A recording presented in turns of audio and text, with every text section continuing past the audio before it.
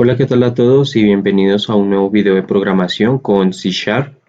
Y hoy vamos a empezar un tema muy importante. Vamos a continuar trabajando con estructuras, pero vamos a empezar a ver la programación orientada a objetos.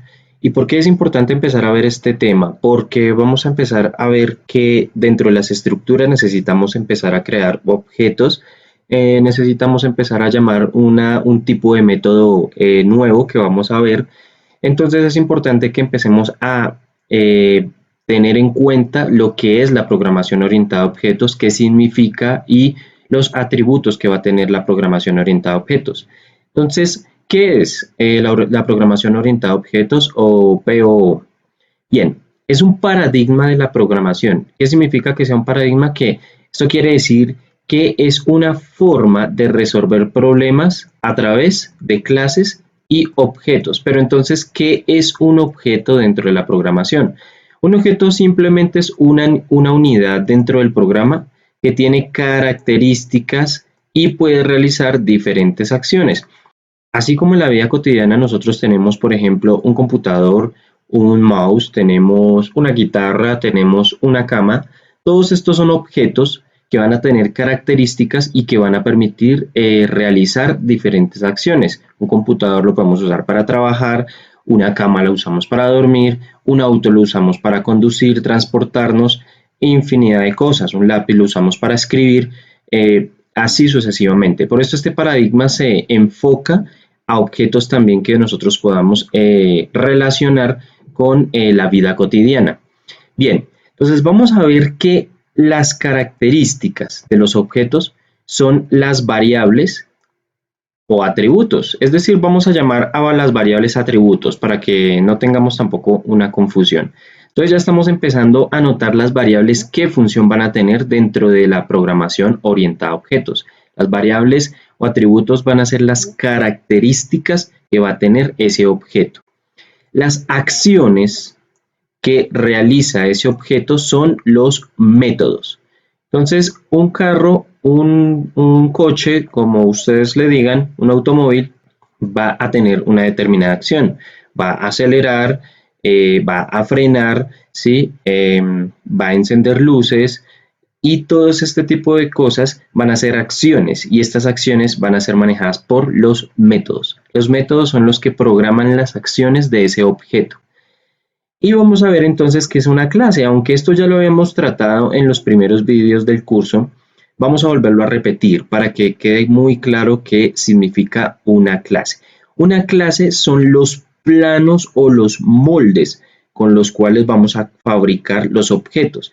Es decir, podemos tener, por ejemplo, un plano de una casa, y ese plano es el que nos va a indicar cuántas habitaciones va a tener, qué medidas va a tener la casa, de cuántas plantas va a ser la casa y muchas características en sí que nos van a permitir poder construir ese objeto, ¿sí?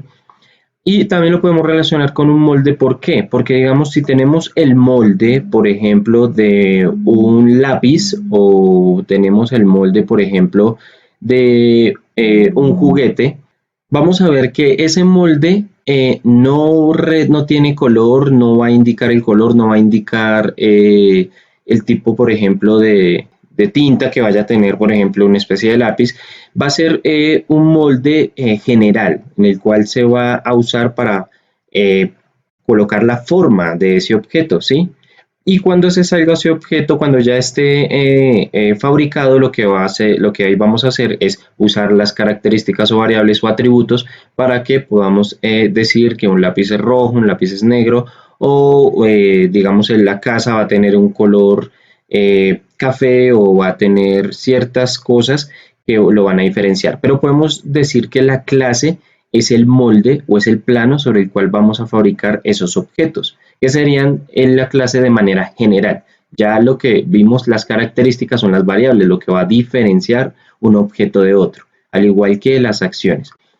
Y aunque ya hemos tratado el concepto de instancia, vamos a volverlo a ver acá, porque de aquí en adelante vamos a trabajar mucho con estas definiciones, perdón, y es importante que las podamos repasar muy bien. Entonces, la instancia vamos a verla que no es más que la creación de un nuevo objeto, ¿sí? Cuando estamos hablando de instanciación, es decir, que estamos hablando de la creación de un nuevo objeto. Nosotros tenemos esa cualidad al programar de que podemos crear nuestros objetos. Entonces, es importante que todas estas definiciones las tengan muy claras y las estudien en el resumen que les voy a dejar es de esta clase. Bueno, entonces vamos a verlo con un pequeño ejemplo. Vamos a ver entonces que aquí vemos que la clase son los planos o moldes y tenemos como ejemplo el plano de una casa, ¿sí? Este plano, como pueden ver, nos está indicando que, por ejemplo, tiene 3 habitaciones, tiene 2 baños, tiene una sala de recreación primaria, por decirlo así. Acá tiene una cocina, un comedor, acá tiene una entrada, ¿sí? Y tiene un garaje. Entonces, ese plano, esa clase es la que nos va a permitir a nosotros empezar a construir nuestro objeto. Ahora, las características van a ser las variables o atributos. En programación también se le dice mucho atributos, ¿sí? Por lo general tiende a variar mucho de país en país, pero por eso voy a usar los dos términos, tanto variables como atributos. Entonces, los atributos va a ser que, por ejemplo, la casa va a estar pintada de un color verde, va a tener una puerta de madera en vez de metal, va a tener ventanas grandes, va a ser de 2 plantas, o 3 o 4, esas son las características o los atributos. Y, por ejemplo, va a tener un garaje o 2 garajes, ¿sí? Y los métodos van a ser las acciones. Entonces, ¿qué acción tiene una casa? Entonces, una casa nos permite vivir cómodamente, nos va a permitir albergar, contener y cuidar también nuestros bienes y nos va a permitir conservar el calor o protegernos de los cambios, por ejemplo, del clima. Entonces, esas van a ser las acciones. Como les dije anteriormente, es importante que nos aprendamos muy bien todos estos términos porque van a ser usados mucho de aquí en adelante. Entonces, vamos a empezar y a entrar en detalle ya en un método muy especial que se conoce como el método del constructor. Este método vamos a usarlo también dentro de nuestros siguientes vídeos de estructuras, pero entonces como es importante verlo desde el punto de vista del paradigma de la programación orientada a objetos, por eso lo estamos tratando en este tema. Entonces, ¿qué es un método constructor? Un constructor es un método que nos va a permitir llevar a cabo la inicialización de los campos, es decir, va a ser el estado inicial de un objeto y consta de algunas características importantes. Entonces, el método constructor nos va a mostrar es el estado inicial de ese objeto. Ya vamos a ver esto con un pequeño ejemplo.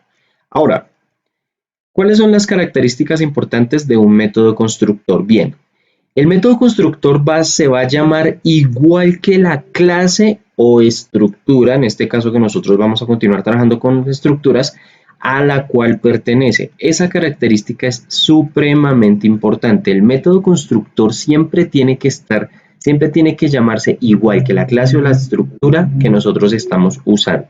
Segunda característica, el constructor se invoca automáticamente cuando llevamos a cabo la instanciación, es decir, la creación de un nuevo objeto de la variable de la estructura.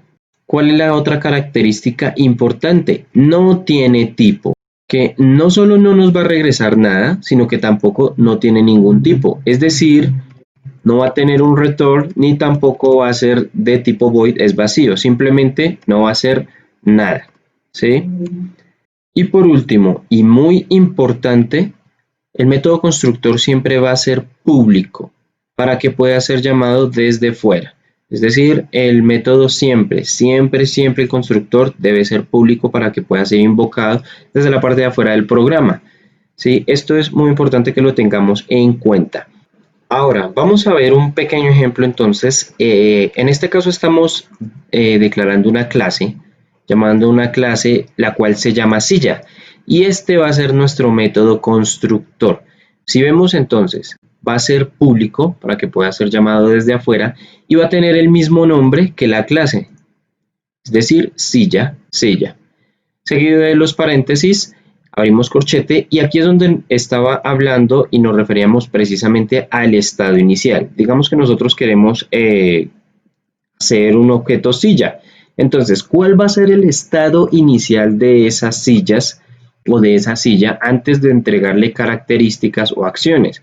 Entonces, ¿cuál va a ser el estado inicial de esa silla? Que va a tener 4 patas, va a tener un espaldar, va a tener un cojín para poderse sentar y, por ejemplo, va a medir 1,5 metros de altura.